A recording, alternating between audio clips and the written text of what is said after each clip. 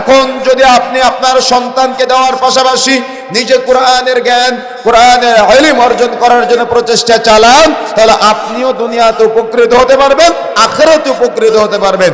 দুনিয়াতে উপকৃত হবেন কিভাবে? আপনি যে নামাজ পড়বেন বা সালাত আদায় করবেন, আপনি নামাজের মধ্যে কি পড়বেন সেটা আপনি জেনে বুঝে পড়তে পারবেন। যেমন ইমাম সাহেব যখন বা আপনি যখন নামাজের মধ্যে বলেন আলহামদুলিল্লাহি রাব্বিল আলামিন, পড়েন কি না? পড়েন নামাজের মধ্যে। তো যখন আপনি বলেন তখন আল্লাহ রাব্বুল আলামিন আপনার পক্ষ থেকে জবাব দেয়, জবাব দিয়ে বলে হামিদানি আব্দি, আমার বান্দা আমার প্রশংসা করলো, সুবহানাল্লাহ।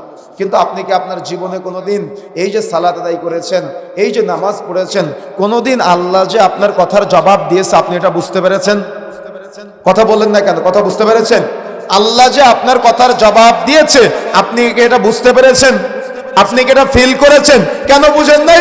আপনি নামাজে কি তিলাওয়াত করেন আপনি কিছুই বুঝেন না, অথচ আল্লাহ রাব্বুল আলামিন বলছেন ইন্নাস সালাতা তানহা আনিল ফাহশাই ওয়াল মুনকার, নিশ্চয়ই সালাত, নিশ্চয়ই নামাজ যাবতীয় অন্যায় অশ্লীলতা পাপাচার থেকে বিরত রাখে। কিন্তু দুঃখজনক হলো সত্য যে আমরা নামাজের এ টু জেড কিচ্ছু বুঝি না, বিধায় আমাদের মুসল্লিরা মসজিদে সালাত আদায় করে মসজিদ থেকে বের হয়ে সেলুনে গিয়ে রাসূলের সুন্নাত দাড়িগুলাকে কেটে খান খান করে দেয়।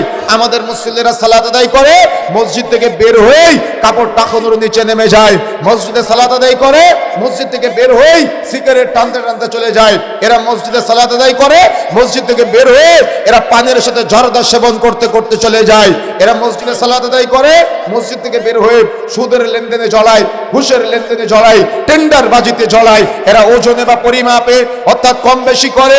মা বোনেরা মসজিদে সালাত আদায় করে মসজিদ থেকে বের হয়েই বেপরদায় রাস্তাঘাটে চলাফেরা করে। তাহলে আপনার নামাজ, আপনার সালাত আজকে অন্যায় অশ্লীলতা পাপাচার থেকে আপনাকে বিরত রাখে না। কেন?